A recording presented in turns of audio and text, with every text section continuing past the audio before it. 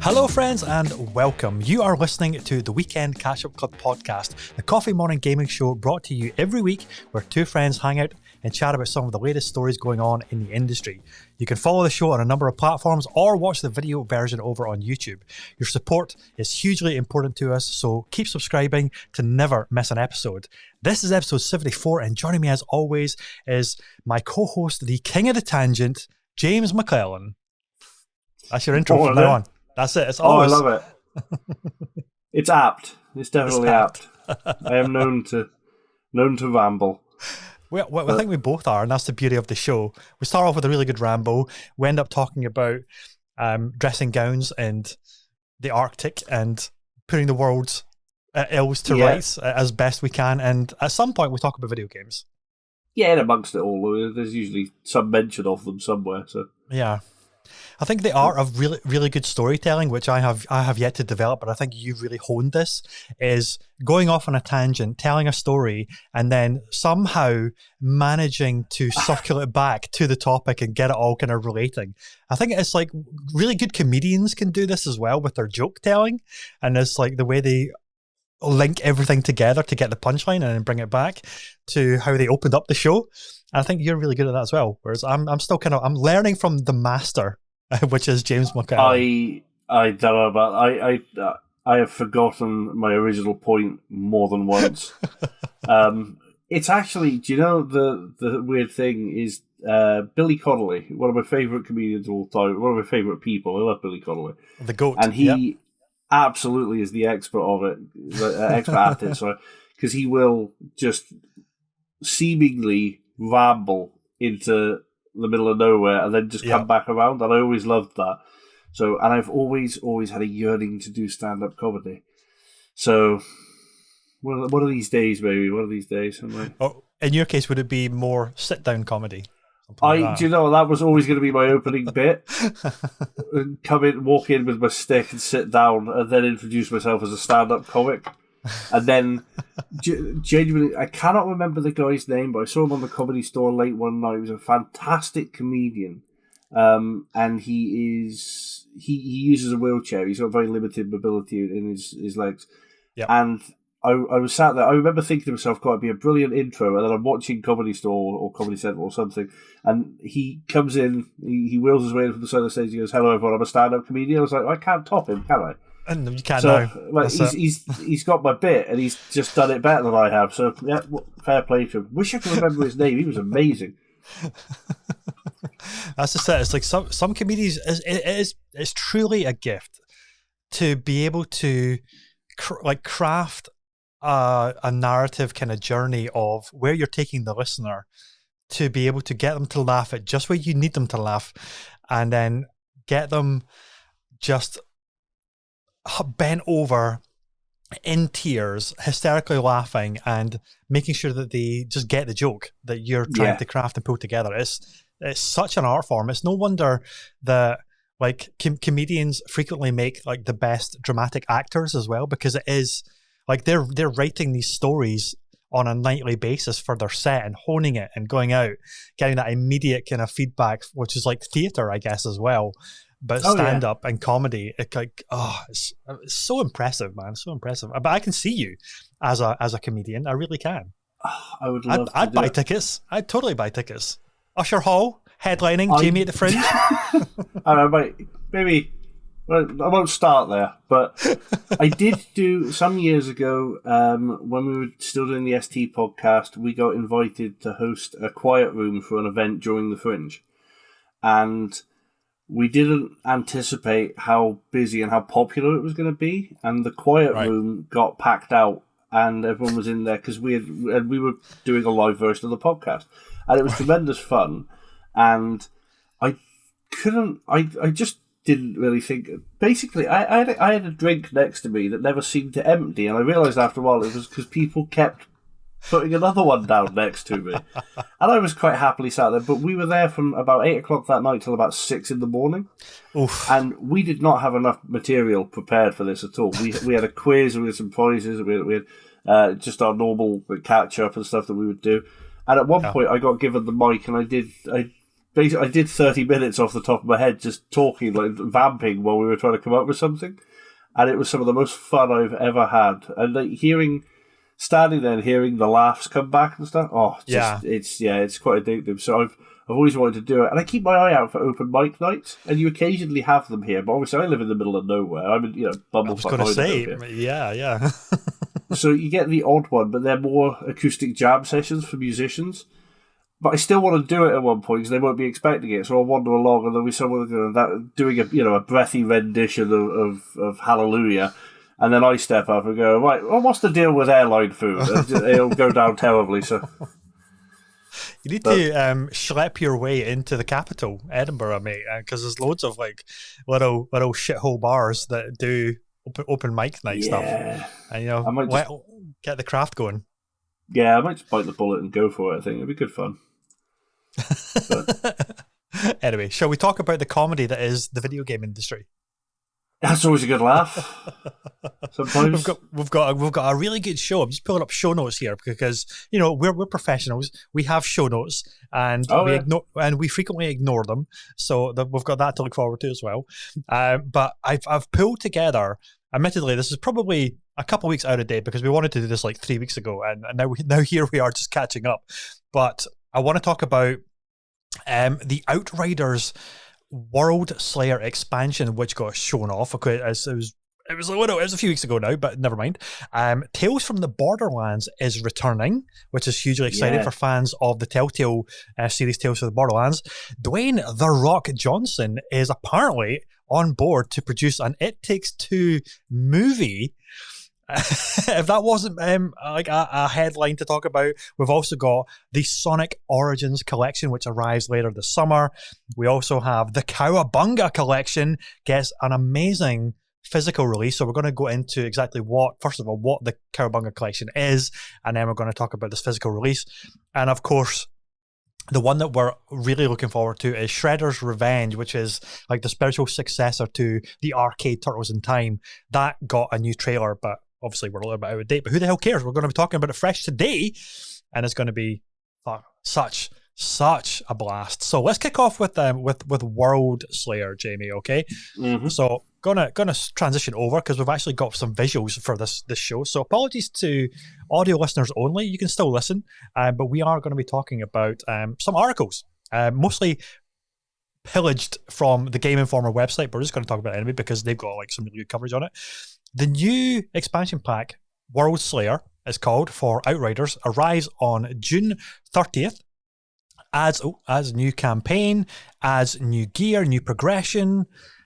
Where are you on Outriders, Jamie? Did you ever play Outriders when it first came out?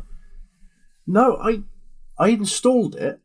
Yep. That's as far as I got. But I have watched Al was playing it and some of the other guys in one of the Discords I'm in, and I've watched them playing it. It looks awesome.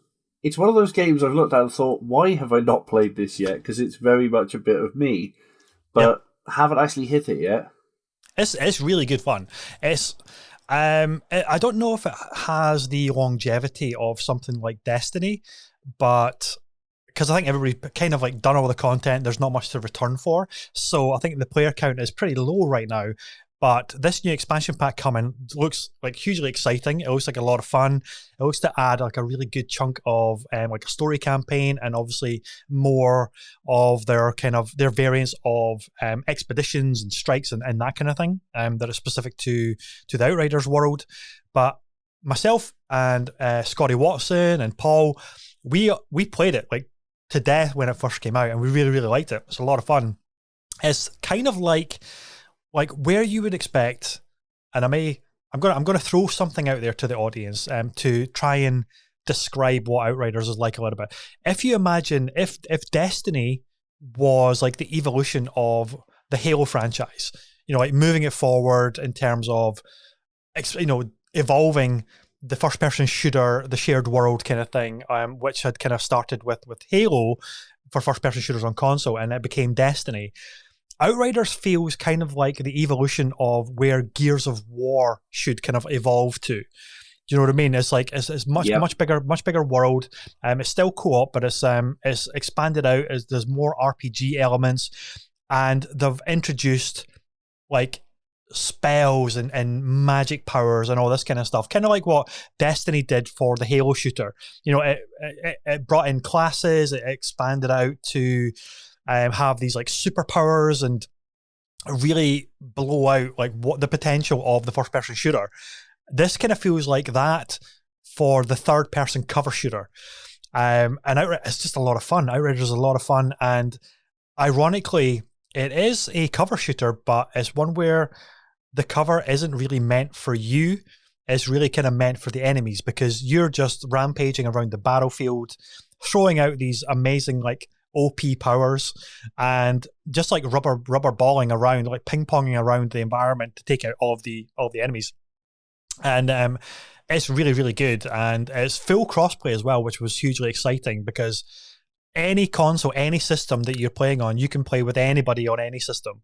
Whether that's the few people that are still on Stadia, or if you're on PlayStation, or if you're on Xbox, or sadly not Switch, of course, a little bit too demanding for the Switch, but any other kind of main like big platform, PC, etc. You could all just kind of jump in and play together, which is awesome, and that's the way it should be. But I think people hit the level cap really quickly. They just, you know what people are like gamers are like, whenever a new game comes out, we just like hoover up and vacuum up all of the content in the space of like 2 weeks. And these games have taken literally years to develop, and then it's like, okay, gamers are done with it after a month. What's next? So I think it was a little bit of that, because they weren't really developing it. People Can Fly as the developers who did Bulletstorm and the Gears of War Judgment, I think it was called. So they're the developers behind this, and obviously they didn't really develop it with a massive end game, like a satisfying end game, and pretty cool. But now they're like, okay, we need to really, because it turned out to be so successful, we really need to develop a really meaty end game. And the fact that this expansion is coming only a year later, it's not like it's been out for a couple of years and numbers are dwindling or anything like that.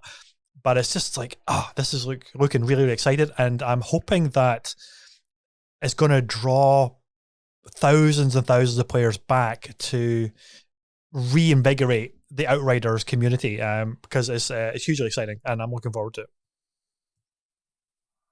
And the trailer looks awesome. Like, the trailer's really pretty. I mean, it's got that.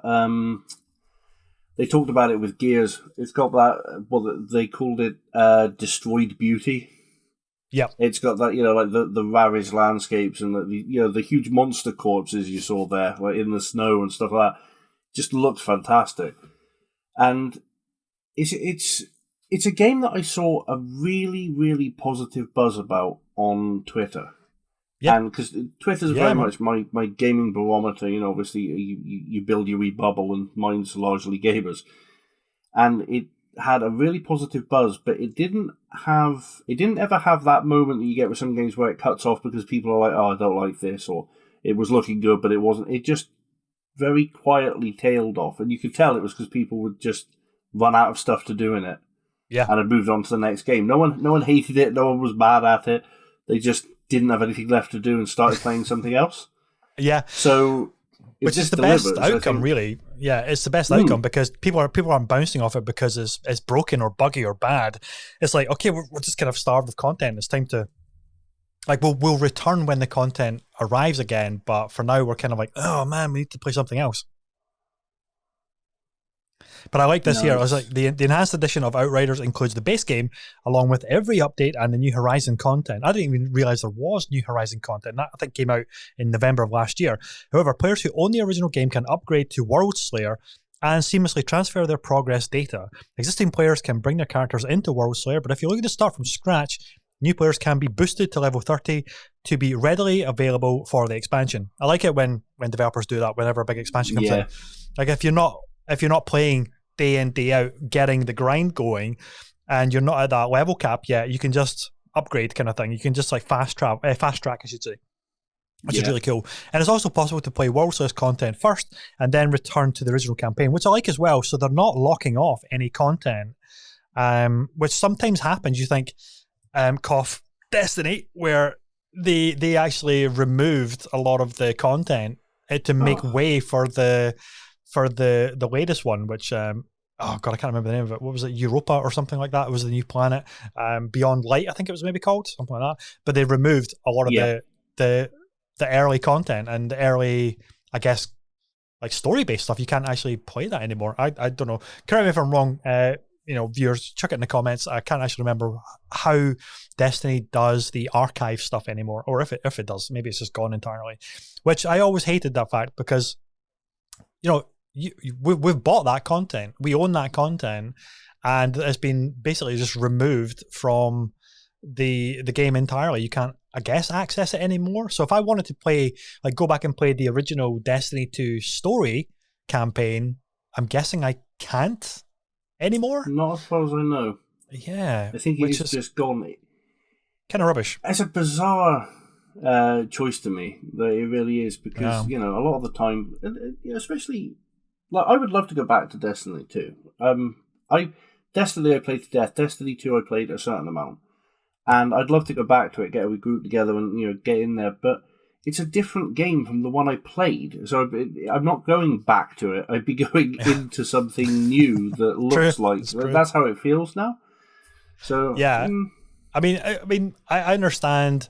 The developers need to cater first and foremost to the players who are dedicated, who are playing it every single day, every single week, and it's really for them when they make improvements and changes and things like that. But the danger with that, and I'm finding that with Destiny, I tried to jump in just a few months ago, and I was so lost. I didn't know what the heck was going on. Like, the onboarding, I think, is something that developers really forget about for new players who have returned maybe after a year or 2 years away.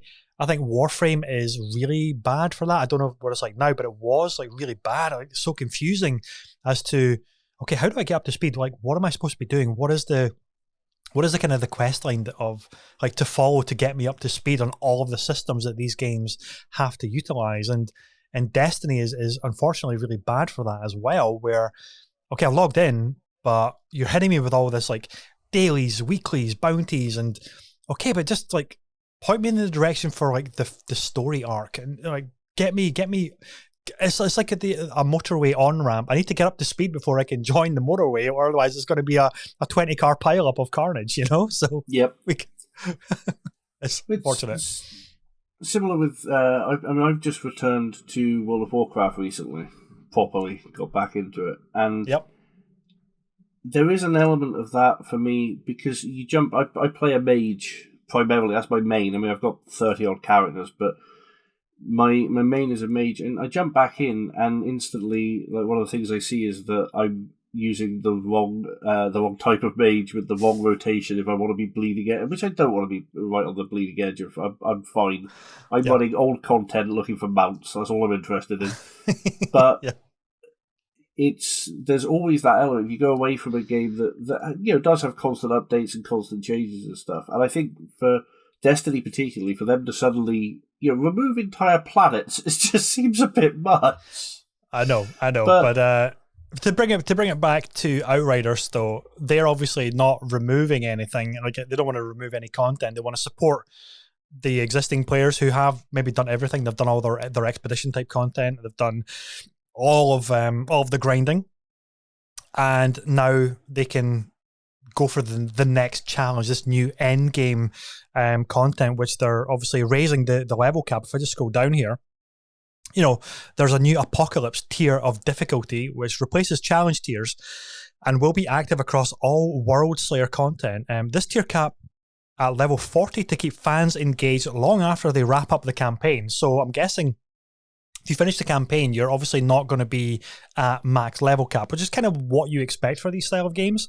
But then it's introducing the Apocalypse gear, noteworthy in that these weapons include a third mod slot. So this is hopefully going to be really fun to create, like, unique builds, because I think that was slightly maybe missing a little bit as well, where you didn't necessarily find your builds were all that kind of really unique. It was Anyway, I'm maybe talking out of turn here because I'm not that familiar with the end game part of Outriders, but it looks like they're obviously building on a lot of the features that were maybe requested and maybe they hadn't had a chance to roll out but until now.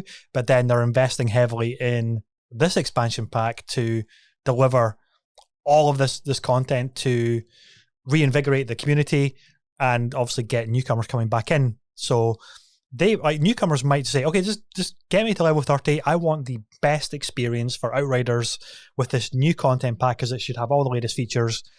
And then they'll probably do that, and then hopefully they'll circle back and play the original campaign and check that out. And then by that point, they'll be in the trenches of Outriders, and they'll be like mega fans of logging in, hooked, and that'll be them for Outriders 2 whenever that comes out. No, I think they're doing it right. I think they've obviously listened to what people have asked for. And again, like some of the buzz I saw on Twitter was people talking about just wanting more to do. Like, oh, I'd love to go back to it, but I don't really have anything left to get done, sort of thing. So yeah, they're doing it right. And the boosts and stuff, that's a great thing anyway, especially for trying out. So again, like to liken it to World of Warcraft, one of the things that you get with that, especially when you buy a new expansion, that is a character boost. And for me, it's usually, I know which character I'm going to take through the new, like the latest expansion. It's going to be my mage, because that's my main. But I have other characters that I like to do stuff with and want to experience stuff with. And so I'll boost one of them to the latest. With the boost you get with the edition, I'll boost one of them up so that they're also max level, so that I can take them in and do other stuff. So I'll take my druid through, or my warrior, or any one of a number of bloody characters that I've got on that game. Oh my god, there's so much to do with that. There's so much. It's great, and like you said, it's good for newcomers to be able to experience, because there'll be people seeing that trailer and that's their first. They're like, oh, right, now I'm going to finally get around to playing Outriders, and they'll be able to jump in and be at the same level as their friends who've been playing it for ages and stuff like that. Yeah, but it's good for returning players as well who maybe want to try a different class or a different, do something a little bit different this time, and carry on their adventures. So yeah, it's looking really good. It's on the pile. I'm booking time with you on June 30th, Jamie. So because we're gonna be playing this, because there's no excuses. I can be on Xbox, you can be on PC, and we can cross-play our Outriders kind of guardian type of character classes, and just have a blast. Just like setting people on fire and teleporting behind them and using the temporal blade and all these cool different. You had me at setting moves. People on fire, so. I'm a noted pyromaniac in gaming. It's terrible. Like, if there's something that'll let me burn something in a game, I'm all over it like Flint. I'm there. Yeah.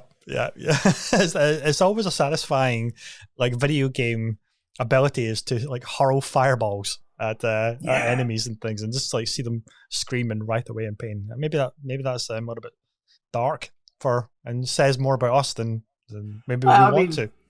It's got to the point where I'm becoming a meme in amongst the guys, because like with Fortnite, because I'll drop guns to pick up jars of fireflies so I can burn stuff in Fortnite, because one, it's useful. If you've got a couple of guys who dive into a house for cover and you can burn the house down around them, that makes sense.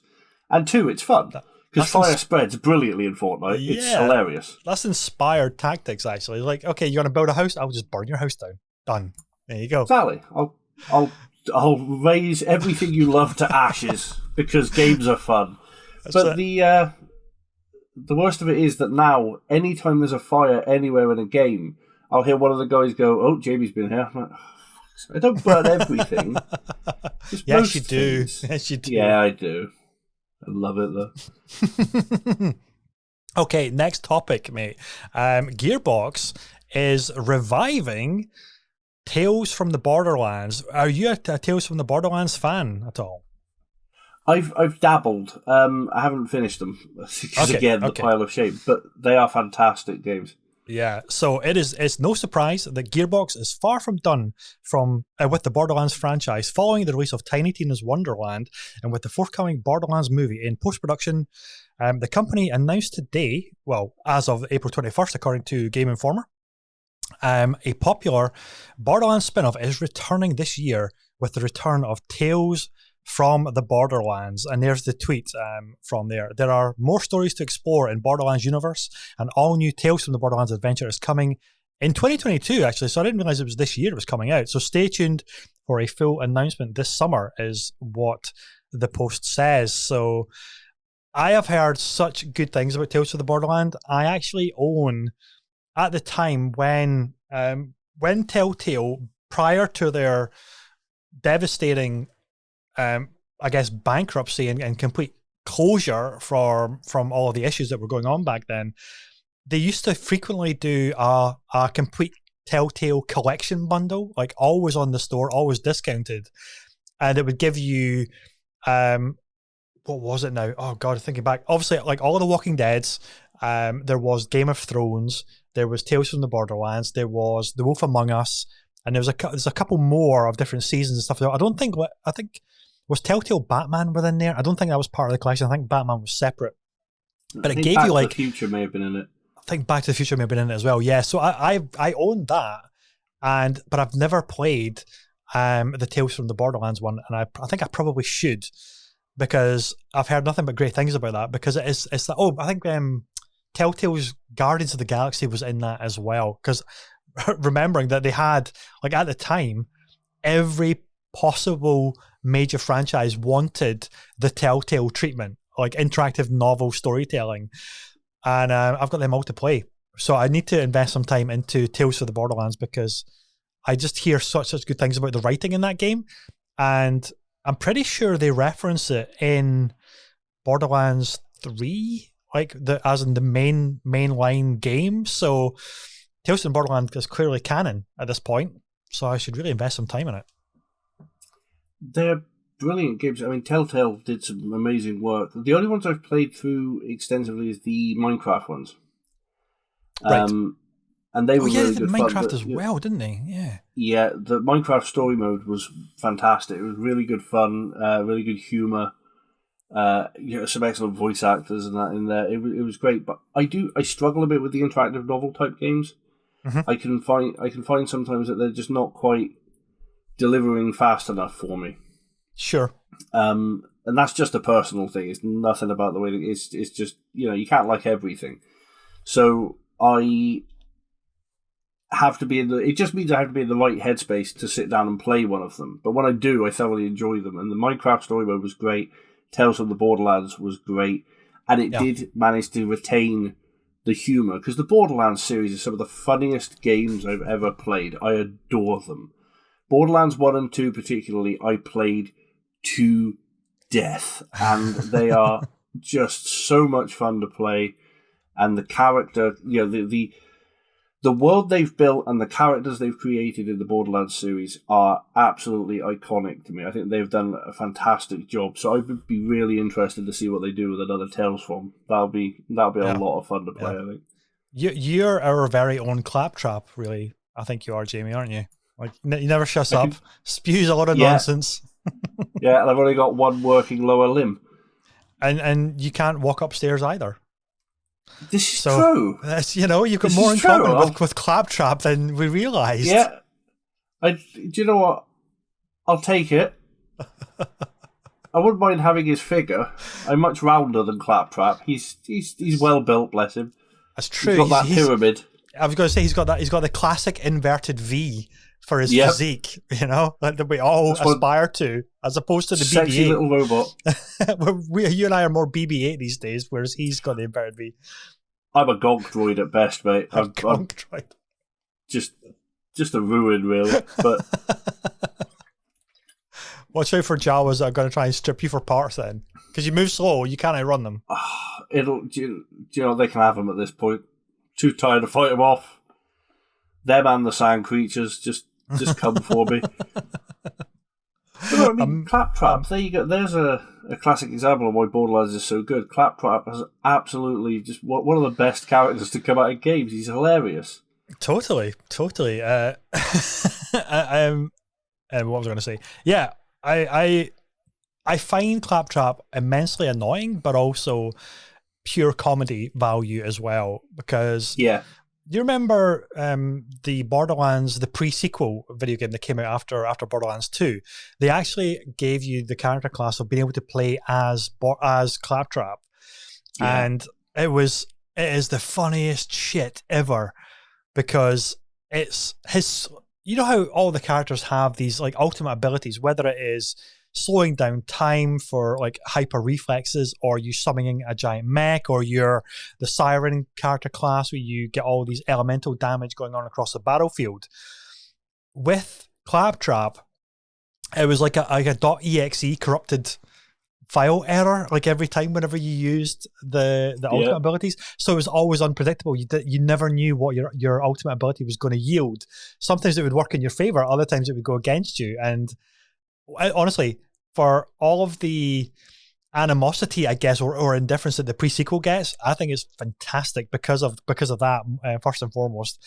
The other character class has this like Captain America shield, which is a whole other level of cool, which I loved as well. But the fact that you can spawn in a giant rubber duck as Claptrap, or get everybody dancing to like a glitter ball music, I think is just genius. And if you haven't paid any attention to the pre-sequel because you're thinking maybe, okay, it's by another team, it's not kind of mainline canon, it's not like the numbered 1, 2, 3 entries, go check out pre-sequel and select Claptrap as your character class, and you won't regret it. It's so much fun. I need to dig them out again. The fact that his POV is slightly lower because he's shorter. That was one thing I was. Yes, that's right. Nailed it. The pre-sequel was a great little game. I don't know. Again, I think people can almost become a little bit elitist about the notion of a game that's not in the main series, but you get some great stuff. Like Gears of War Judgment was a really fun entry in the Gears series as well. It's maybe not quite as good as the main trilogy, and obviously the 4 and 5 that followed, but it was still a really good game. So honestly, I get so much scowls from my friends who are like hardcore Gears fans when I say that Gears Judgment has hands down the best control scheme of all of the games, because they changed up the control scheme, so it was much faster, and the enemies are coming at you much faster as well, so they had to change up the control scheme. Whereas Gears purists, I guess we'll call them, are like, no, you can't mess with the control scheme for Gears of War. This is how it is. This is how it's supposed to be. And any change to that is like you've insulted their mother or something. You know, like God forbid you would change the roadie run from holding A to a left thumbstick click to sprint, which is what is kind of common in first person shooters. But I think it's honestly better. I really, really do. And I'd wished that they had kept that control scheme and evolved the cover shooter mechanics. Because you look at something like the Division 2, right? As far as I'm concerned, Division 2 is currently the best cover shooter mechanics that we have in the industry, because it took what Gears of War was doing and it evolved it further forward, and it just really refined it. It added to it. It changed things here and there, and it just elevated it.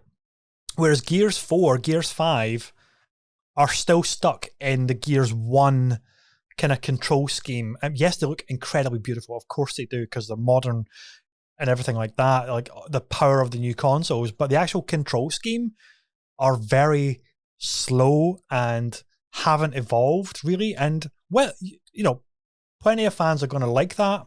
And plenty of fans are going to wish, like me, are going to wish for, oh man, but we're so used to games like the Division 2 now, which are moving the cover shooter forward.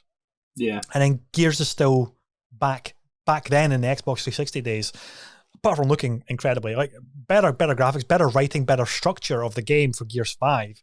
But then the controls are like, oh. But then they did mix it up a little bit because they added like a melee attack and stuff like that as well. But I guess like the core cover shooter mechanics are still the same, which I was a little bit disappointed about, considering how much I loved the Division 2's evolution of cover mechanics. Anyway, I'm rambling again. And I think it is difficult though when you have a game that comes out within a genre that improves upon an established classic of said genre, and people, some people always seem to defend in spite of improvement. I think because they, I think there is a tendency with and I've done it myself at points over the years. There is a tendency, if someone says to you, I prefer this, or I think this game is doing that better, some people take it as an attack against their favourite game and will come out of the game with it's like, this wasn't about being defensive. I was talking about what I'm enjoying currently. And people can get really... I think everyone needs to chill the hell out when it comes to stuff sometimes. I see arguments on Twitter about games, and I look at it and think, you're both saying the exact same thing in slightly different ways. Yeah. And now you're falling out over it. It's so weird. But the Division 2, I haven't played a hell of a lot of it, but it is an excellent cover shooter, and it feels faster than the Gears games. It flows better. Yeah. Gears, I mean, there's a reason that I stopped playing Gears multiplayer. I love the campaigns, love Horde mode. I've always enjoyed those. But the multiplayer is so goddamn clunky. It just, I can't do it. It just feels slow as hell, and I lost all interest in it.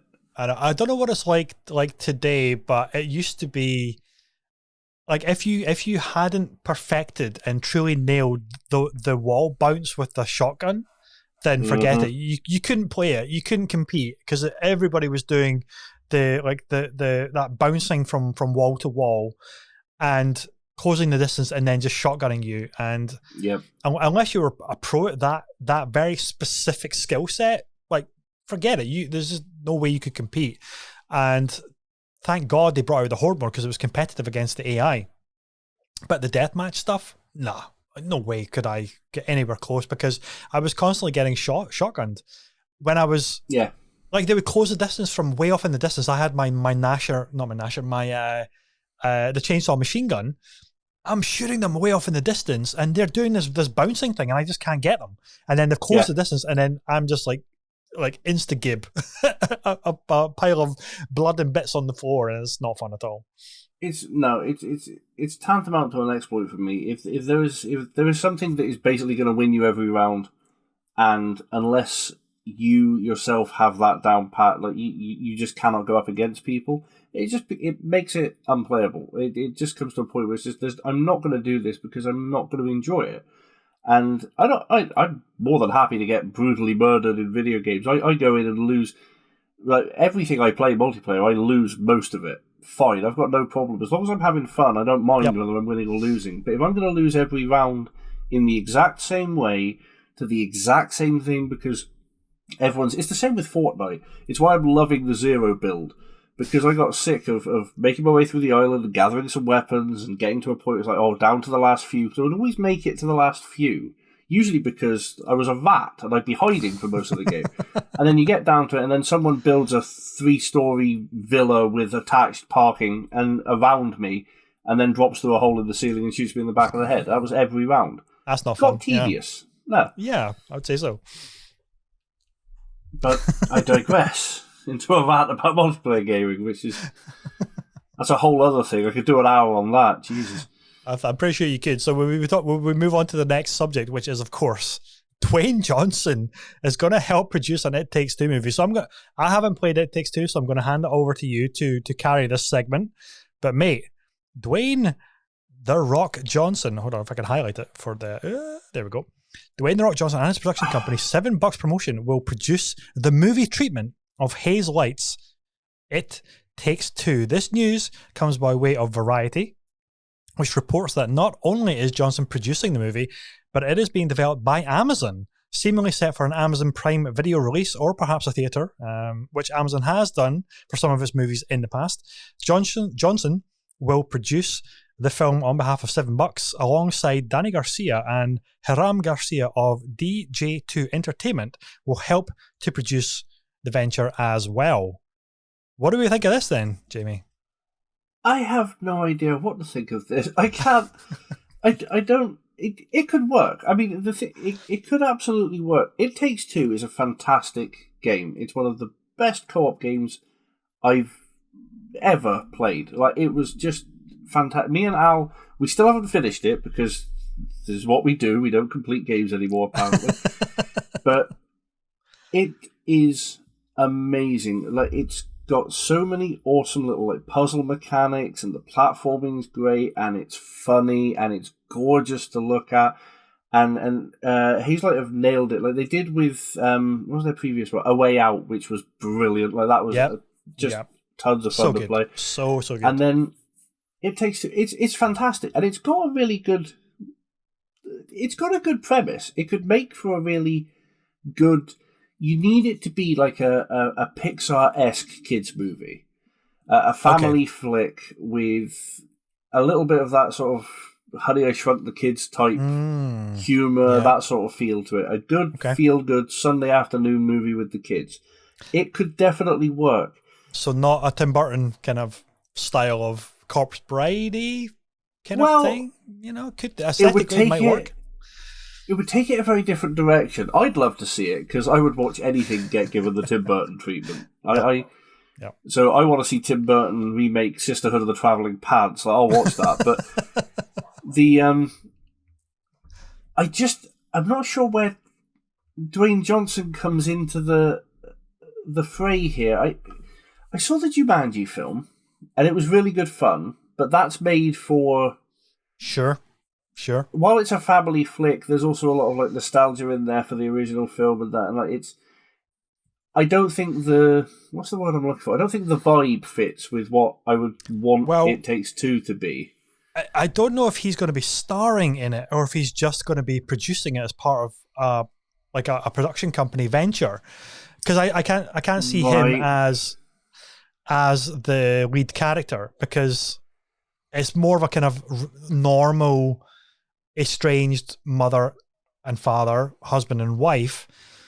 Therefore, you'd want somebody who isn't built like a brick shithouse action hero to be that kind of accountant or regular Joe type of character that is going through this kind of, upsetting time with his family life, to then, get transported into the body of these little characters, to then have to work together and overcome the whatever craziness that has put them into this situation.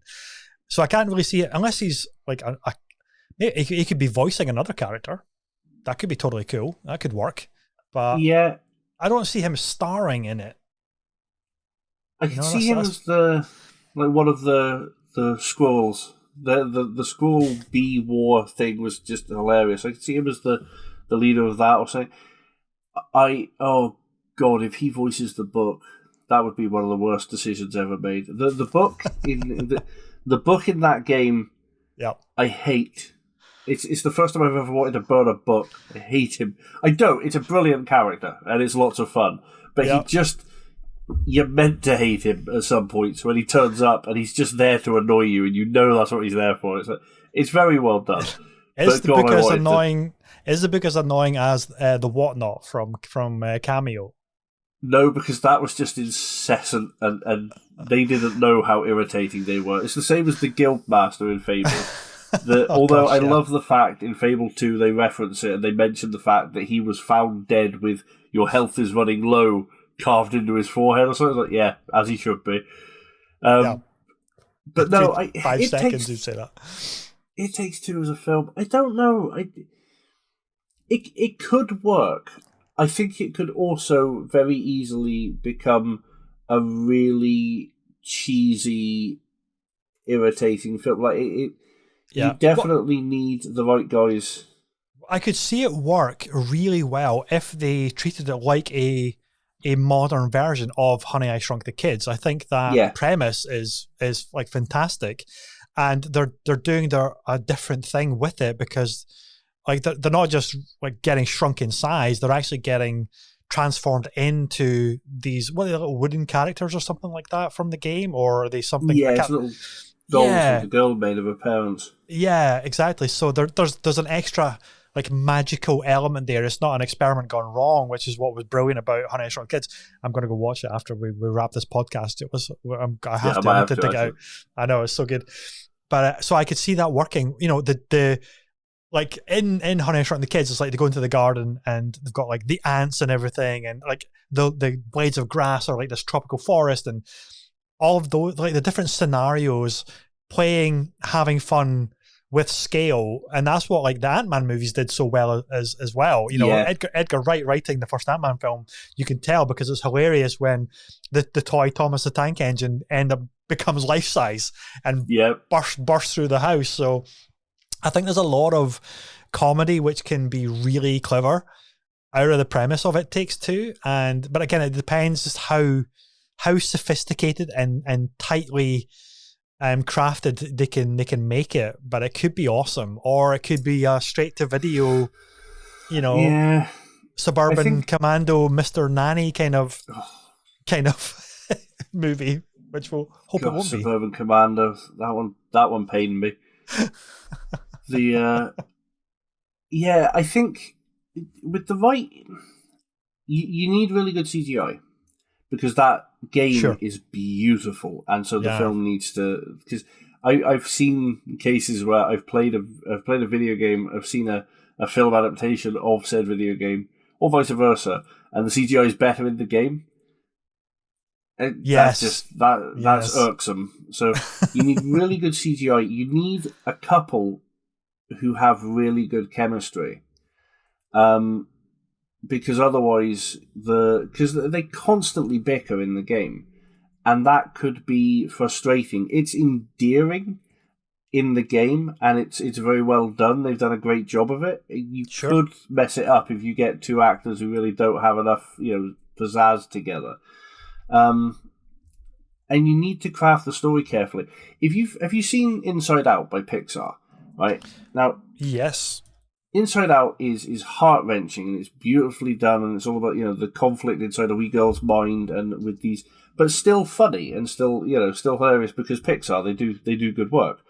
So you need that element of, because it is a difficult story. Like it's a hard story to tackle. It is about a girl who is witnessing her parents' marriage fall apart, and she's being traumatically affected by it. And then it takes you into this realm of magic for them to try and fix their relationship, and it becomes very entertaining. But it also cuts back to the wee girl, and she's heartbroken, and it's and also terrifying to look at. I'd forgotten the dead-eyed stare in that scene, which reminds me of Orphan. But I mean, look at the style, the fact she's made of yarn and he's made of wood, and that bastard. For listeners, we're talking about the gameplay trailer, which we have up on screen right now, and that was the book that Jamie very eloquently said, "That bastard is so annoying."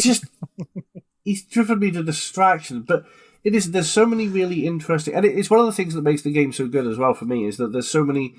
The mechanics change. You go from, you'll be flying along in a glider shooting at bees, and then you've got different weapons in different areas depending on who you're dealing with, and different puzzler mechanics. And this bit was really good fun so there is a section where one of you has like a honey cannon basically, but it's not honey, it's amber, I think.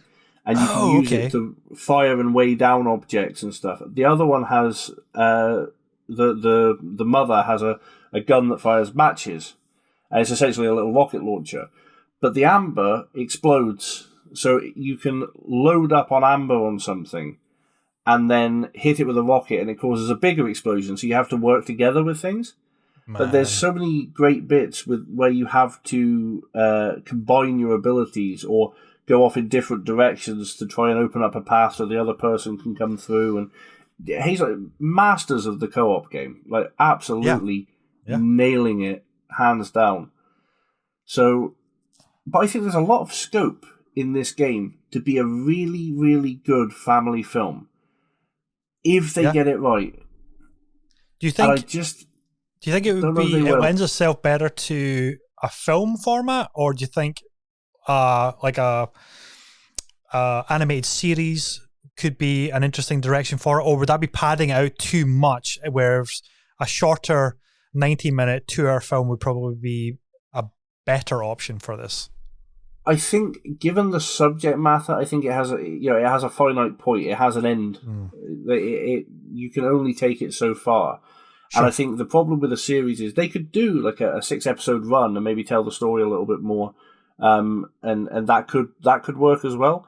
But I think the problem you get then is they'll do a series 2, or they'll they'll try and take the story further than it needs to go. Like, there's only so long that these two can run around being tiny, trying to fix their marriage. Before, in film or TV terms, that only lasts so long. So, and it is one of my pet peeves is when they take a good story and turn it into a series and then try and make it 70 odd seasons. Sure. The classic example is going way back. The classic example was the Dead Zone by Stephen King. They made a series of that, which never really made it over here, but I've watched some episodes of. Fantastic series, had a real cult following. It lasted 7 seasons, and that is a way book too long. that ends quite abruptly and with a very definite ending. And they just kept pushing it, but they at one point thought they were going to get cancelled. So in like season 4, they kill off the bad guy, and then they got another series. So they were like, "Oh, he was never the bad guy. Yeah. This guy was." I said, I hate it when they do that. Awkward. I hate it when they do that. It's like, you thought the big bad. It's like, no, this person or this organization was behind it. No, this person was behind everything. Oh, no, this other organization was actually the mastermind and controlling everything. It's like, come on, you just lost all integrity and believability in the original storytelling. And I think, to bring it back to video games a little bit, like, Assassin's Creed kind of fell foul to that as well. They were supposed to have kind of like closed it off after the third game or something, and then like, oh shit, this is like hugely successful. We have to generate another like 7 games from this, which is the same kind of TV land, even long running movie franchises, Fast and Furious. I'm looking at you. It's like you should have ended. Yeah. You should have ended 5 movies ago, 6 movies ago, and just moved on to something else. Created a new IP at that point, and it's done the elegant approach of okay, it's done. We've ended on our own terms. We've ended in a satisfactory way for the fans. Let's move on to something else rather than milking it and keeping it going long after it should be past its prime. Definitely have too much of a good thing. There is absolutely a case, and friends of mine, I haven't played the most recent Assassin's Creed games. I haven't got around to them yet, and everything I've heard is that, like, oh yeah, they're brilliant fun to play, really good. Like, the gameplay is great, etc., etc. Yeah. No one seems to care about the story anymore. Like, no one I've talked to, because it's kind of died a death. It's but with something like that, with It Takes Two, yeah, a film could work, but they could also so easily make it. But and I know, like, the same could be said of anything. It can either be good or bad, but I think there is too much leeway in there for them to completely cock it up. Yeah, sure. But I will definitely give it a shot because I love that game and I'd like to see what they did with it. So, and then we'll see how it goes. It'll be... Not every game needs a movie, and not every movie needs a game, and that's all I'm saying. There are some that you could just leave to be their own thing. Sure. Like, I don't necessarily think we needed a Rampage movie. I think that was an odd choice to get developed. We definitely didn't need battleships, but, here we are. Well, I mean, exactly. It was like, that's a really good point. It's like, if, like, the interactive media of video games doesn't need a movie equivalent or to be turned into a movie. Like Halo the movie, we've got the video games, like Uncharted, for example, is actually probably a really good modern example of that. Love it or hate it, that movie, did we need that movie? Because the games are so cinematic and they're so tightly crafted, and like the writing and the story and the banter of the characters, like the script writing in that game, are so perfect and so cinematic that we did not need a film that is not going to do that justice. And love it or hate it, Marky Mark and Toby Peter Parker, I was going to say Tobey Maguire there, Peter Parker, Tom Holland as Sully and Nathan Drake are literally the 2 worst picks to represent those characters on screen I could ever imagine. And we got what we got. I haven't seen it yet, so maybe I should reserve judgment, but I've had some people say it was a blast, it was really good fun. I've heard other people say this is an abomination. It should never have been made. So it's like, is there an upside to doing this?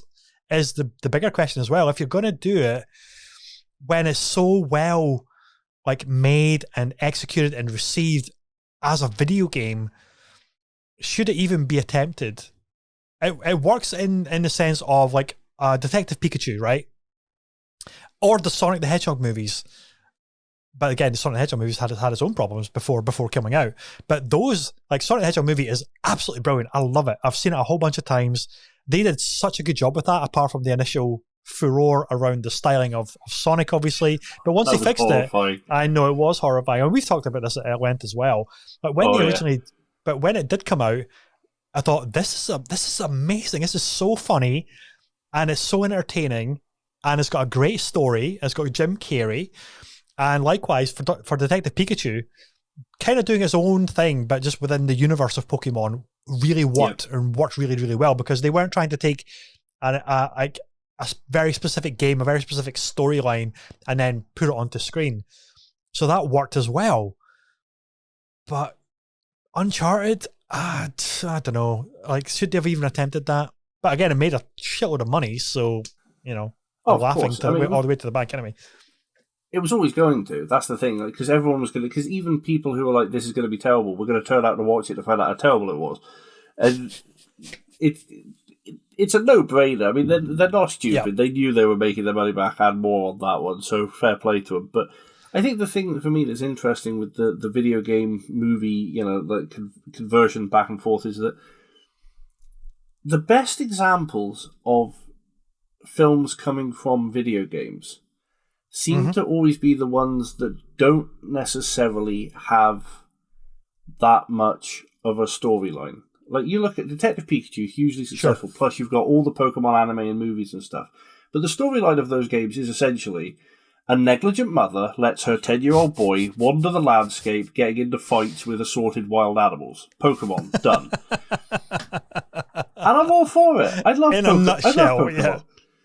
But that's that. Sonic is got to go fast. There is a storyline there. Obviously, Robotnik take over land, Badman, Hedgehog fight back. But they're very basic concepts. Yeah. So when you create a film, you can sit down with a blank slate and go, right, we know that we need a blue guy who's real quick and a mad scientist and some other adorable creatures, and at some point we should probably try and drown the hedgehog, because we all did that in Sonic. It's fun.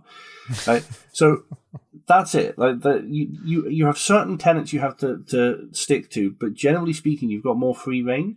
When you take something like, Uncharted, story-driven, or Halo, very story-driven, and you're trying to do that on screen, if you don't follow the exact story that is already laid out, you're gonna piss people off because you're detracting from what is already established lore. But if you do follow it exactly, you're gonna piss people off because it's already been done, and they don't need to see a new version of it with people who aren't the people whose voices they recognise and visuals they recognise.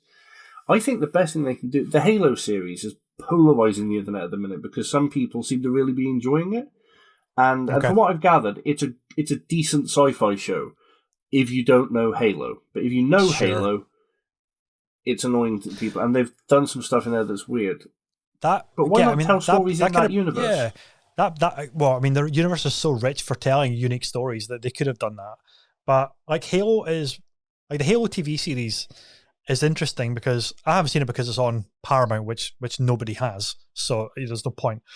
But that is like, I love sci-fi, so if I wasn't aware of Halo and a big fan of the Halo lore and, Cortana and the Master Chief and the Covenant and knowing all of the lore that precedes it, I would go into saying, this could be a really cool new sci-fi show, which I'm going to give the time to. And that would hopefully get you as a new fan into, okay, let's now explore the Halo backstory and all of the comics, all of the novels. Even if I'm not a gamer, right, you would maybe want to go check out some of the novels, and some of the novels are fantastic. So then you're expanding the fan base, which is totally fine. But again, because the core fan base is so married to what Cortana should look like, what she should sound like, how she should act. Why is the Master Chief taking his helmet off? Why is he showing his other helmet? And in other scenarios, anybody who's seen the show will get that reference. But like, what are they doing to these characters? Like, this is not right. And this is the problem of wanting to expand out your fan base to appeal to new fans, but then not shitting all over the fan base that built the success of the IP initially, because they want a live action Master Chief that they are used to controlling on the battlefield on their Xbox, on their PC for 20 years. Yeah. And if that's not they're gonna be your loudest dissenters, and they can make or break any venture if they're not happy. And it's the same with anything. It's the same with comic book fans getting a live action Doctor Strange or Thor or Hulk or whatever. Is if the core is not happy, then the movie's probably going to bomb or something, because they're the loudest fans, and they're the most protective fans as well. So it's such a fine line of balancing that. But again, the two kind of shining beacons that we're talking about here is obviously Sonic and Detective Pikachu. But what I really liked about what they did with all of the main like familiar beats of the game for Sonic, like obviously going fast is kind of a given, right? But the way that they used the rings, because in Sonic it's all about collecting the rings and not losing the rings and getting hit and spilling the rings everywhere. But in that, they did it in such a different way that they're actual portals to other worlds, and I thought, that's fucking cool. That is really cool. I wouldn't have. I mean, that is maybe a change which could have really pissed off a lot of hardcore fans. Like, what are you talking about? The rings are portals to other worlds. What is this nonsense? But actually, it was kind of accepted, or seemed to be accepted. I mean, I haven't really noticed a lot of dissension about the use of the rings. And they had that one camera shot where Sonic loses all the rings, which is obviously a nod to getting hit and losing all the rings in the game, and it worked. But it's, man, you take it for granted as to how easy it is to get it right, and the ones that how easy it is to just get it wrong as well. And I hope we do get more, but it's difficult. It's a heck of a challenge to really craft something that is rewarding on both sides of the spectrum of fan, newcomer. Is this satisfying for both? Yeah, and I think as well, studios have they're going to look at the popularity of something and go, oh, that's beloved, let's turn it into a film.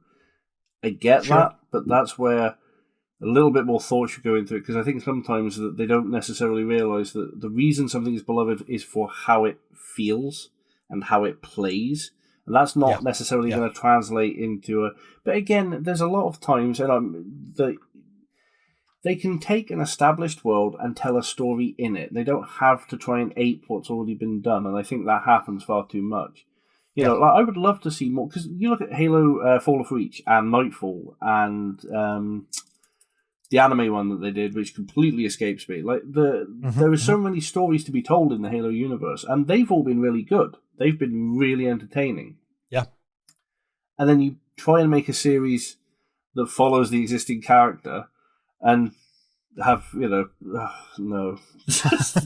And again, I haven't watched it yet, and I will at some point, and I'll give it the time of day, but nah. So good segue, because we're talking about the Sonic the Hedgehog movie. So next topic on our list is the Sonic Origins collection arrives this summer to celebrate the Blue Blur's birthday. So Sega has unveiled the first trailer for Sonic Origins, the remastered collection of Sonic's best Genesis, or in our case, Mega Drive, thank you very much, era titles, first teased last May. Origins remaster Sonic 1, Sonic 2, Sonic 3 Knuckles, and Sonic CD with sharper resolution, new and improved animations, fun tweaks such as the ability to play Sonic's 2 sidekicks across any game, which is actually a really cool little feature. That's right, you can finally smash through Sonic 1's Marble Zone as Knuckles. This is obviously brought to us by Game Informer's Marcus Stewart. I'm excited for this. And have you seen the anime at all? Because this looks fantastic. It looks like a really, really cool collection, which 100%. I own them all from like the Sega Mega Drive collection, but I'm probably gonna buy this as well. I own them so many different ways, so many different types. But look at the cinematics, fantastic, like proper anime. It looks gorgeous. Yeah, it really does. It sort of takes me back to the old Sonic Underground, Sonic X, and all the animated series I watched as a kid. Like, I love those shows. Love Sonic. It's brilliant games. Can he beat a good platformer, side scroller? But you notice that they didn't say you can smash through one as Tails. No one wants to be Tails. I mean, I'm sorry, but I'm never picking Tails. Poor Tails. He's always second fiddle. He's the Robin to Sonic's Batman, isn't he? All the time. Yeah. Yeah, not even like Dick Grayson Robin. He's down the line. He's maybe Tim Drake if he's lucky. But this Origins collection launches on June 23rd for Sonic's 31st birthday. That makes me feel really old because I was 12 years old. 12 years old when Sonic came out. Oh my goodness. So it's coming to PlayStation 5, Xbox Series consoles, PS4, Xbox One, Switch, PC. Standard edition is running for about $40, so that's not bad. Very, very cool. I love how they are just giving you kind of free reign to enjoy these games, like with any of the characters across any of the games. I think that's a really cool little feature that, because otherwise you'd be thinking, okay, well, I already own these, so what is the point of buying them again on this new collection? Unless you're an avid collector purist that wants every collection of a certain franchise, that's fine as well. Of course, there's thousands of people that like to do that.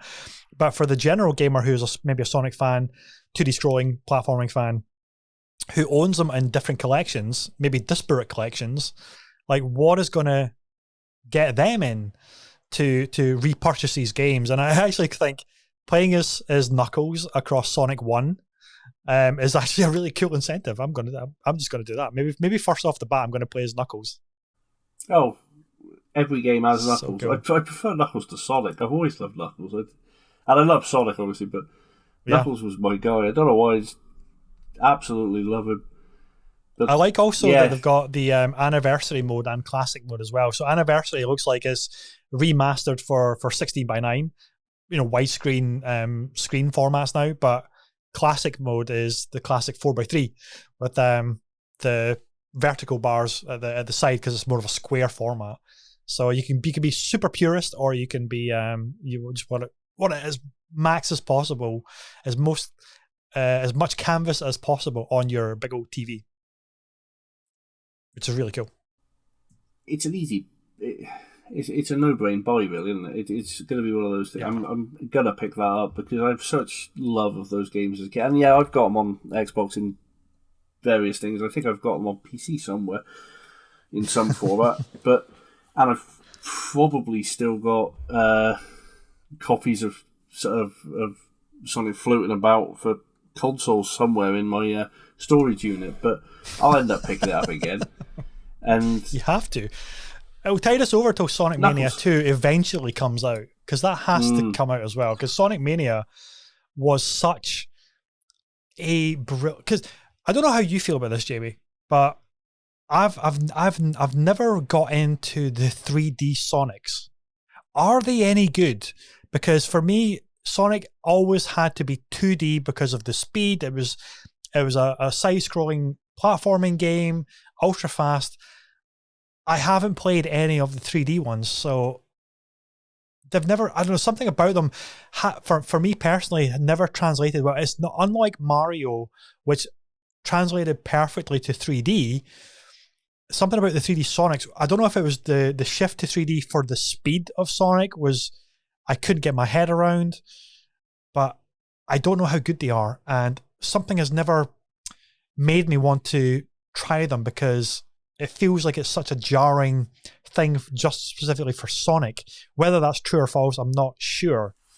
Yeah, I've played most of them. I can't remember the name, but the one where he's basically a werehog, not so much. That was Okay. They were desperately trying to reinvent Sonic and introduce new mechanics and stuff, and having him be this werewolf type, just no, that was no. Okay. Generations was fun, where you flip back and forth a wee bit between the different styles, and it goes to side scrolling. Still 3D, but it goes to the side. Okay. That was good fun. Shadow was weird. Suddenly they gave him a gun, and I don't know what was going Sonic on with a that. gun? What? They made a whole game around Shadow the Hedgehog, and they gave him a gun. Right. There was a lot of memes that sprung up around that, and a lot of jokes. It made no sense. It was so weird. But yeah, they've all felt a bit. Some of them have been really fun to play for a while. Put it that way. Like, you pick them up for a bit, and they're a good laugh, and you have but there's no longevity to most of them. There just wasn't, and they do feel. Sonic doesn't feel as quick. The bits where he does, there's some sections where you're basically legging it, first person, well, third person, but you're that close in and that was just disorientating in some of them. It's too fast, and you're moving at the speed, and you can't. The controls felt weird. Others, you felt like Sonic was out for a jog. I don't know. None of them ever really hit the mark, and I think the review scores for all of those 3D entries, like the earlier ones, will back that up. They never quite hit the mark. Sonic is at its best 2D. It just seems to be what works. And like I said, Mario translated brilliantly, but then Super Mario 64 came right out of the bat and just nailed that. It's a fantastic game. They fairly open world as well, and they've just maintained that. Sunshine was amazing. That does not get nearly enough love. That was one of the most entertaining games I've ever played. So they've got it down. Yeah. But Sonic, no. It's always seemed to struggle a little bit, for sure. And when Mania came out, I felt this is Sonic, but it feels modern, even though it looks exactly like the 16-bit era. But it's like a new Sonic game, and the new music and everything was just fantastic. And I'm really hoping that a Sonic Mania 2 must be in the works, and hopefully there'll be some kind of, because the fans are screaming for it, there must be some kind of announcement coming, hopefully this year. I really hope so, because more Sonic 2D is what the world needs, and I'm looking forward to this collection for sure, absolutely for sure. Oh yeah, it's I think the thing as well, I think basically the reason Sonic went 3D was because Mario had, everything else had. I think devs need to not be afraid to stick with what works and desperately try to modernize something just to fit in. Just keep it with what works, and Sonic Mania proved it. They went back to formula, and it's awesome. So, and like you said, there's definitely a sequel coming. There has to be, because it was so well received. So, fingers crossed. Fingers crossed. Talk about our resurgence of 2D scrolling games, Jamie. Look at what we've got to look forward to. Look at this. Look at this. The Teenage Mutant Ninja Turtle, the Cowabunga collection, has a nostalgia-packed collector set. Look at this. It is so pretty. Oh my goodness. So for the benefit of our viewers, Jamie, please describe what we're looking at right now. Childhood.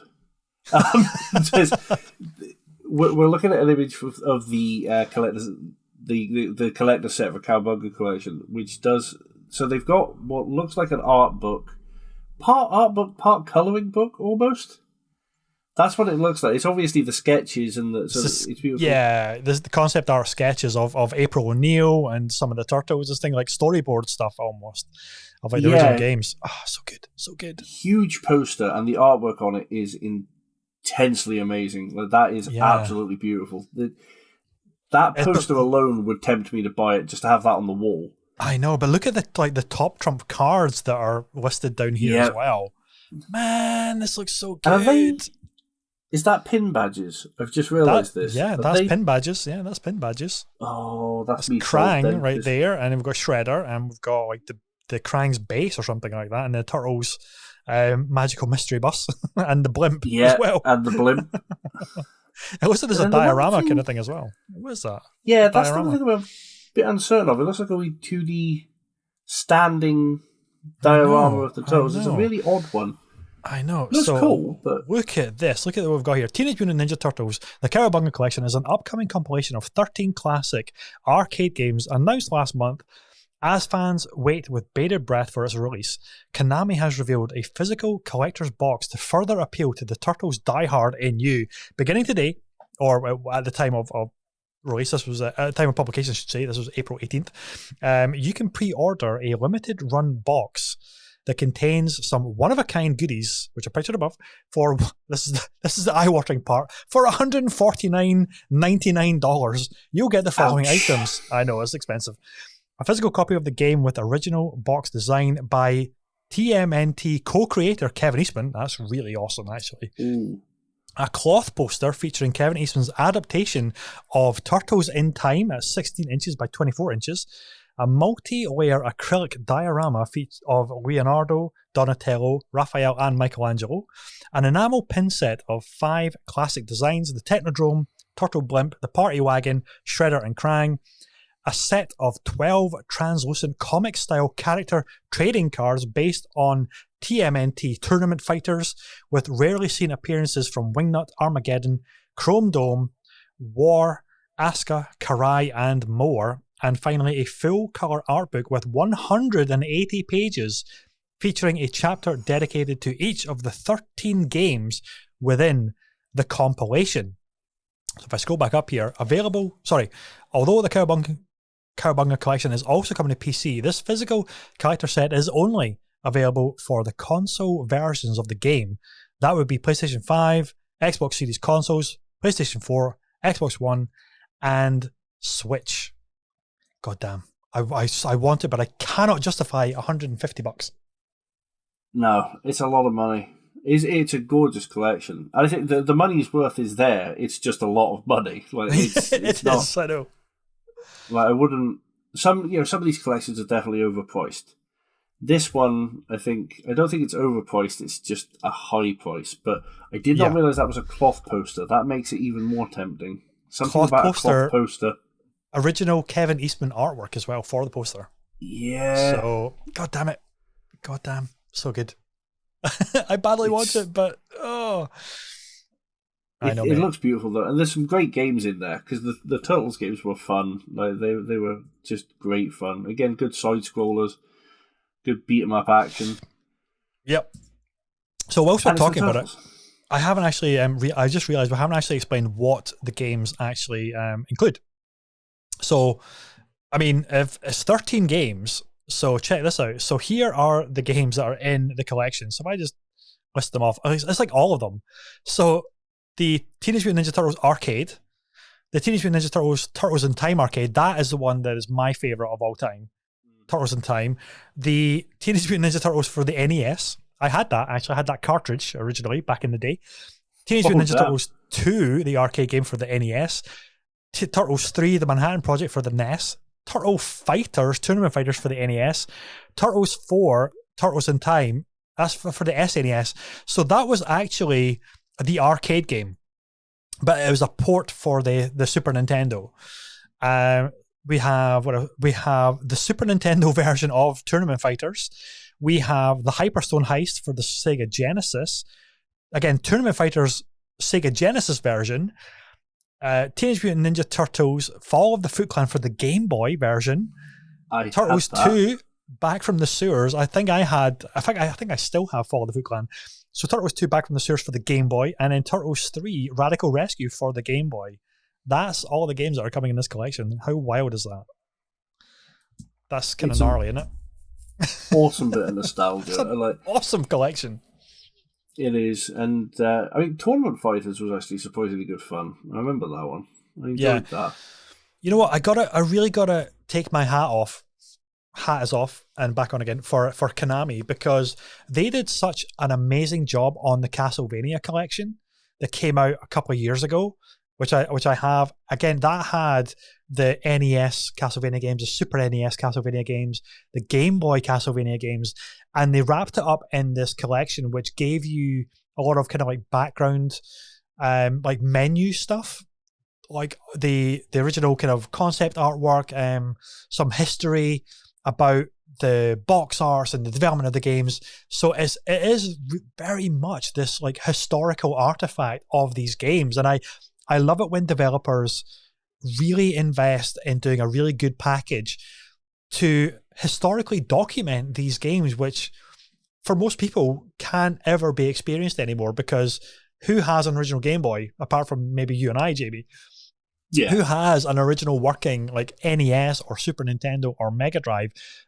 Unless you're going to be trolling eBay and then getting some like converter equipment for, SCART to HDMI and component to HDMI and everything like this, it's like most people are not going to be able to do that. So the fact that you can get such a rich collection of all of these games which are no longer purchasable, and then you're also getting it wrapped up into this package of, here's the history behind it, here's the development, here's interviews from the developing team at the time and everything like that, just put onto this kind of disc. It's like DVD extras. That's why we love buying like our Blu-rays rather than digital only for some people anyway.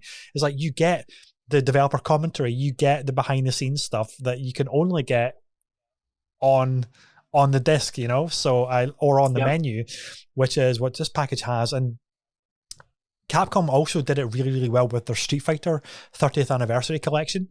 Again, adding online to Street Fighter 2, Super Street Fighter 2, Street Fighter 2 Hyper Fighting Edition. These games were never online, and then they added online functionality. And obviously they're going to be adding online functionality to some of the games here as well, which is freaking awesome. Because if I can play 4-player Turtles in Time online with my friends, just like I did in the arcade as a kid, that is a nostalgia trip I want to experience again, and I cannot wait to get my hands on this collection. That's it. So awesome. A lot of this stuff's available now only if you... it's emulators. And I've seen people say that. Why would I bother to buy a collector's edition when I can emulate it? Well, one, should point out for legal reasons, you cannot emulate it unless you actually own it. So exactly. Just throwing that out there, which is why, because the only game I emulate is Pokemon Blue, and the cartridge is sat in my desk, so I'm set. But you're allowed that. That's fine. It's not the same. Like firing up an emulator and playing an older game, you get to play it, but you don't get the same. And I'm not saying you will with a remaster, but you don't get the same experience as you had originally. But when they bring out this lovingly crafted collection that has the games in there because emulators are a ball ache as well sometimes. And so you get this lovingly crafted collection, this lovingly remastered or, at least, very carefully ported and nurtured game, and you can sit and play it. And then they turn around and say, oh, by the way, you can connect with your friends and play it. And then afterwards there's a 30-minute documentary in there about the making of. Yeah. It's worth buying if you're into it. If you're not into it, don't. There's plenty of stuff I don't pay for because I don't like it. And so, but if you want to experience these games again and get a bit of that nostalgia back, or experience them for the first time, my eldest is big into retro gaming, and they've gone out and bought various versions of like the DS, and they've got my Game Boy and retro collections that come out. They love it, and so there's a lot of games that I played for the first time. My son as well, to be fair, like he sat down with one of my collections of games from the Sega and fell in love with Altered Beast, and now he challenges himself to see how fast he can beat the game. And it's, for some people it's their first experience of it, and they're not going to go out and buy an old NES and take it apart and clean it and hopefully get it working and buy the cables and hunt down a copy of the cart. But if they can go on and pay 20 quid and get a collection of games from yesteryear, fantastic. Yeah, so, and as you said, it's an official collection that they have put time into remastering it, porting it, giving you these extra bells and whistles around the package, not just the games. You get, and it's all in one place. You don't have to boot up a different type of emulator in order to run it on unofficial hardware. Controller drivers could be an issue as well. So a lot of the time for Nintendo, especially, the audio was never right, and then sometimes you get great audio, but it's never quite the authentic audio from those original consoles, and I'm 100% behind like supporting these kind of collections come out, because a lot of instances it's the only way we may have a chance to get more in a particular franchise that has been dormant for such a long time. Like Castlevania, we haven't had a Castlevania game in what feels like forever, and that is such a travesty because that IP is so rich and could be wonderful again. But a lot of the times developers need to say, okay, before we greenlight 100 million, 200 million to back a new big budget AAA entry, let's just test the waters. And a lot of the time it is putting together a package of, I'm not saying it's not a lot of work to port and remaster these way older games, but it's usually a lot cheaper than starting from scratch and making like that kind of level of AAA investment. And then they can say, oh wow, this fan base is still hugely rich and clamoring for more of these classic games, and that gives them the confidence. It gives investor confidence, gives shareholder confidence to then say, okay, let's greenlight a Soul Reaver game for next generation consoles, because god damn it, I so badly want a Soul Reaver game. Now that Square Enix has sold pretty much all of their IP, this is a whole other topic that we're just kind of getting into, that we won't be talking about in depth. But Embracer Group, who I had never heard of, obviously have bought up all of the Western IPs and studios from Square Enix that now own Soul Reaver. So wouldn't that be amazing? Give us a Soul Reaver retro collection, like remaster or something, right? Legacy of Kain, Soul Reaver 1 and 2, just put that out, and then maybe greenlight a full remake or a full new sequel in the Soul Reaver franchise. That would be pretty awesome, actually. That would be really awesome. I love it. It's like you say, they test the waters, and if the fan base is still there and active and clamoring for it, then it's definitely gonna cost them less to put together. Because that, at the end of the day, it's a business, and at a certain level, the developers are throwing their heart and soul into these games, and there's passion there, obviously, and you've got artists and you've got creative types, and you've even like the marketing team and stuff. They drive it because they want to see it. But there is a point, obviously, where there is someone for whom it's just a figure on a page. They're the money man. That's their job. Sure. No disrespect to that. But they need to see that if they put out 50, they're going to get back 100. And that's it. That's all they care, to really dumb it down. And so it makes perfect sense that if they can then put out 10 to see if they get back any, and they get back 10 times what they put into it, they're like, oh, okay. It sounds like a no-brainer. Let's do it. Yeah. There's a taste for this. Let's make more. So it's great for that. And again, like I said, it's great for gamers because we get these things, all, like you said, all in one place, beautifully handled, the authentic experience, as close to it as you're possibly going to get without, traveling back in time, which is difficult. And yeah, I think I love these little collections and stuff. Personally, I think everything should get remastered. After a certain point, I just think everything needs to come back again. Skyrim, of course, will continue to circle around on us year after year, so that's fine. But it's so true. Before we move on to our final topic, I'm just going to try and pull up the trailer here because it just, where was it? There it was 3 weeks ago. So I'm going to pull up the trailer. But Jamie, you know the game, right? You know the game. It is, of course, Shredder's Revenge. So hot on the heels, of course, we're talking about like retro collections and everything coming back. There is a brand new game coming out which looks exactly like Turtles in Time, the arcade game, and it is, of course, Shredder's Revenge is coming out with a launch window of the summertime, and we got an extended trailer for it. So what I'm going to do is I'm going to pull up the trailer. And we're just going to watch it. We're just going to look at it because it just looks amazing. We're going to loop it as well and talk a little bit about it because this is, again, this was my childhood. I was so excited about the fact that this was a new game coming out that looks exactly like the classic arcade game. I mean, down to the visuals, it looks exactly like that 4-player arcade machine, which I spent far too much of my youth in my local arcade playing this, playing WrestleFest, playing some Virtua Cop and Time Crisis, but it was mostly Turtles in Time. Golden Axe, Chase HQ, this era of games were my childhood, mostly, before I was lucky enough to get the Nintendo or the Sega Mega Drive or the Super Nintendo consoles. I spent so much money in my arcade because thinking, you got to think back, the graphics and the performance of arcade systems were far above and beyond what was capable in home consoles at the time. Oh, absolutely. And man, this just looks amazing. So what are we seeing here, Jamie, for our audio listeners? We're watching Leonardo and Michelangelo absolutely whoop the foot in it's classic side-scrolling TMNT. It's beautiful. Like, it's really gorgeous visuals. It's they're really, really crisp and clear. But it's so that's amazing.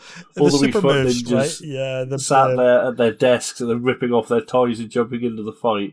Yeah, but the only thing I would say that is missing from the footage that we're looking at just now. Oh no, it's there. Sorry. Okay, so what I was going to say is, in the original arcade, you could actually throw the Foot Clan directly at the screen, and it only existed in the arcade. The home ports could never do it. It was too graphically intensive. But I just saw a little clip there of one of the Foot Clan getting hoisted right at the screen. So there obviously are like channeling the original arcade in every single capacity. And, I am a massive, massive fan of Streets of Rage 4, which came out a couple of years ago. And it was, hands down, probably the best modern version of a side-scrolling beat-em-up, especially for a classic franchise. And I love what they did with the new cel-shading graphics and the new music and everything. It's utterly beautiful. And I wouldn't have been upset had this game, Shredder's Revenge, taken on that kind of more modern, cleaner look. But part of me is overjoyed that they've kept the pixel look rather than going for an anime style or illustrative look. And I don't even know if I'm upset about Streets of Rage 4 not doing that now going back and seeing this, because Streets of Rage 4 is so freaking beautiful. And it's such a perfect modern entry into that series of paying respect to the classics and the history of those Sega games, but doing something more modern with it, aesthetically. Whereas this just looks so good though as well. As they can both coexist. Like, the two styles can coexist and still feel like modern, but also paying tribute to the heritage. Yeah, I mean, it's playing. There's some really nice, fast, fluid gameplay in there, and it's obviously very well built, and it's everything runs and looks gorgeous, but it's got that nostalgia of the old days of like you said, with the pixel art, but also it's an old fashioned game style now. The side scroller, it's something that I get a lot of people moved past, and again, I think it's that thing of desperately needing to be new and relevant and not necessarily just sticking with what works. Like, this is there's a reason these games were so successful, and it's not just because it was one of the the types of game that we could create back then before we had certain things. They're really fun to play. You get to feel like a badass. I mean, it's Leonardo and Michelangelo, for Christ's sake. It's never not going to be fun, is it? Exactly. I think you're right, and I think this kind of arcade style of game coming back fiercely in where we are now, 2022. I think that a part of that comes down to there's always going to be a desire and a need for longer format experiences like the big RPGs, but open world games, story-driven games. But there's also a huge craving for things that are very quick, like fast, short experiences, like an arcade game. You pick it up, whether it's on your Switch or you've only got 30 minutes or something, so you jump on your console, you play a couple of rounds of something, and you feel like you've had an absolute blast of a time. And side-scrolling beat-em-ups were always amazing for that, because you can bash out a level in 5, 10, 15 minutes, and then you can turn it off because you've got to go and do something else. Or you're on a very short commute, you've got your Switch on the bus or on the train, you bash out a couple levels, handheld gaming, and then you get to work and you crack on with your day. You don't have to, okay, I've got to set aside at least 3 to 4 hours in order to feel like I'm making any kind of progress in this game or in this thing I'm doing. Whereas I think we're going back to, I need something instant, I need something really, really quick, I need something that I can just feel like I've had a great gaming time in 15 minutes. And I'm heavily deep into Returnal right now on the PlayStation 5, and it is exactly that. Housemarque understand the addictive brilliance, I guess, of arcade style of gaming. And it is this, okay, chuck a quarter in the machine and you've got 5 minutes of just pure joy, pure mayhem, pure carnage. Try and get through the level, try and get through the enemies. Look at the carnage unfolding here on screen. Apologies, audio listeners, you're going to have to go check out the YouTube version. But Returnal is like that. It embodies that so much. Like, one run can take you 5 minutes or it can take you an hour, but you're always having fun by jumping immediately back in and then doing another run. And it's that kind of old school mentality, but in a gorgeous AAA wrapper.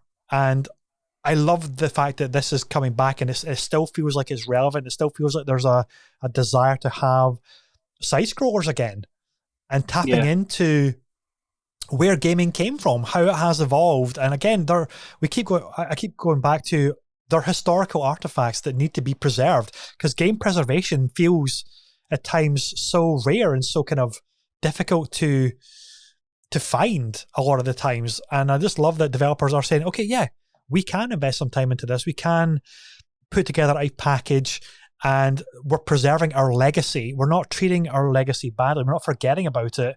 Let's really show how this company was built because of these franchises and these seminal games that were out there and made us all gamers. It's interesting to me that video games seem to... It's one of the biggest forms of entertainment in the world. It's a massive industry and huge fan base, and yet it gets regarded as niche or pushed aside by some. And Dara O'Brien did a fantastic bit about that. He said that if you're talking to people about if you're an adult and you play video games to relax, he said I'll look at people and say, oh, I play video games in my downtime. He said, and I may as well have looked at them and said, oh, I masturbate to hardcore pornography. He said, because you get the exact same response. They look at you like, aren't you a little bit old for that? And you have to say to them, well, yes, but some of the visuals have come on and the peripherals are fantastic. But it's true. Like, I've had people say, like, oh, you play video games. I'm like, yeah. And I'm not the only adult doing it. There are millions of us out there. Like, it's huge. Yeah. With film and books and music, there is a preservation culture there. We have these, libraries which are dedicated to maintaining stuff. The American Film Institute have they add so many films a year to their cultural status, and it's not always films you would think. Like, several of Kevin Smith's movies have made it in recently because they are. And they are culturally relevant. They're a part of the zeitgeist. Games don't have that as much, and so when you get these collections that get built and like the Cowabunga collection of stuff, that is a way of that being preserved. And it's only the collectors and that which are actually keeping that history alive. But it then progresses into, this is like we said, this is looking at this game is a snapshot of our childhood, of the games we used to play, but we're talking like 20, 30 years on, and they're still cried out for. People still want to play them because they're fun. Yeah. And so it's nice. It's nice to see that resurgence, and it's nice to see that there is some element of preservation happening, and we do get to see a little bit of the history. The other thing as well with when you said about the time scale, I'm currently playing 3 games mostly. I mean, I still play Phasmophobia, and that one I can pick up and just play for a 20-minute stretch and then done, and that's great. And there's a few other things. But the 3 games I'm primarily playing are World of Warcraft, which, if I start World of Warcraft, bare minimum 2 hours of my life vanishes into the ether. Yep. And that's doing nothing, just fishing and wandering about. I'm playing Character Valorant. creator screens are just that as well. Oh, honest, the time I have spent on that. I mean, I spent 20 minutes, no word of a lie, 20 minutes in-game the other day working on a different transmog outfit, and then realised the amount of time I had spent. And that was just so I would look different. Doesn't matter, but I couldn't help it. So that is a game that is a time sink. And there are some incredibly lengthy grinds in that game. There's a mount that I want to get from Tol Barad, and to get it, I need like 150 of these tokens, but I can only get about 6 a day by running daily quests. So that is weeks of my life that will have to... And the quest maybe take 15, 20 minutes to run, the whole thing. But that's every day I'll have to do that. And if I miss a day, I'm not, my grind is increasing. The length of my grind is increasing. And that's for one mount. And there are hundreds of those mounts that have different requirements like that. So you could play WoW 24 hours a day, 7 days a week, and still not have enough time to get everything done. Valorant, I'm playing, and I'm back into the competitive. But each game of that lasts half an hour. And that's for one game. And then you're on to the next one. And I've just started playing Escape from Tarkov. Incredibly complicated game. Okay. Lots and lots of things to consider in that. There's so much going on in there, and it is all of these games are games that you have to put quite a bit of thought, effort, and time into. So it is so nice to have a game in amongst the mix that you think, I just want to be happy for 15 minutes and just sit down and pick it up. And the games like side scrollers, like you said, are perfect for that. Because you can bang out a level and you have a great time, and you get to throw a ninja at your own monitor. There's nothing wrong with that. I know. A perfect little diversion for me. Gaming in a nutshell is diversion and pure freaking joy, and that is the escapism. That's why we play video games. We're always getting some form of enjoyment out of it, whether that's a completely sadistic form of enjoyment with something that is like Mega Man levels of hard or Dark Souls level of hard, or something that you can just like tune out and just have the most wholesome time, whether it is Viva Pinata or Animal Crossing or Stardew Valley or something like that. You can literally just like mow the lawn in Lawnmower Simulator, or plant crops in your fields, or try and attract little pinatas. Gaming is freaking amazing, man. It's such a luxury to be able to enjoy video games as a form of our entertainment of our choice, and be able to play for the most part on any system. If you're fortunate enough to have access to all of the different hardwares, then there's something for everyone everywhere. And God, it's we've been gamers and just adoring this industry for 35 years, maybe a little bit longer. It's crazy to think of how long and how far gaming has come, and like we're still getting those like the classic like retro games coming out on modern systems, and we're getting like the crazy experiences that can only be done with modern systems and things like that. It's so varied. There's such a diversity of content within this industry that is always changing, and is always something that you can tap into and enjoy for a few minutes, like we've said, or for hours upon hours upon hours on end. It's God, I love this industry, man. I absolutely love it. Oh, same. I've said before, I think if you haven't found a video game you enjoy, you just haven't looked hard enough yet. I genuinely believe there is an element of gaming for everyone, even if it's just down to the to little time waster games on your phone or something like that. There is something out there in the gaming sphere for you, no matter what, no matter who you are or what you're interested in. And I've known people who say it's like, I don't play video games. I'm not into video games, but I know that they spend their entire commute doing crossword puzzles on their phone. I'm like, but you're playing a video game. It's not just sat with a controller and screaming obscenities at each other in COD lobbies, which is kind of the image that we have. Yes. Which is, that's the last place I want to be. I love competitive first-person shooters. I hate the toxicity that goes with it, and I survived the COD lobbies of old, and I came through scarred and acid popped from the acerbic tongue of 13-year-olds, and I don't want any of that. But I think there's such a particular image of what gamers and gaming is that people have that in their mind. They're like, well, I don't do that, so I'm not into video games. But then they spend, 6 hours a day on Clash of Clans. I'm like, you're gaming. Yeah, you're gaming. I've never been one of these gamers who are like, mobile gaming isn't it? Because if it's a video game, you're gaming and you found something you enjoy, and that's good. People should be happy. 100%, man. 100%. Okay, let's wrap it there, because this is a bumper episode. An hour and 50 we've been going for today, but we had a lot to talk about, and that is the best part about podcasting. It can go on and on and on and on, and we frequently do. So, Jamie, this has been episode 74 of the Weekend Catch-Up Club podcast. Thank you to everybody who's been listening or watching, tuning in. Wherever you listen to us, watch us on your favorite platforms, thank you so much. It is hugely, hugely appreciated. We will be back very soon, actually, because we've got another recording scheduled in a couple of days' time, and that will be episode 75, and we're going to be having a deep dive conversation around Warner Brothers and DC's Gotham Knights, which is coming out this year. They just dumped a whole load of content and video information, so we're going to be going through that, and we're going to be focusing the episode entirely on that. It's going to be an awesome episode. Tune in for that if you can. But for now, take care, happy gaming, and have a wonderful week. Bye-bye.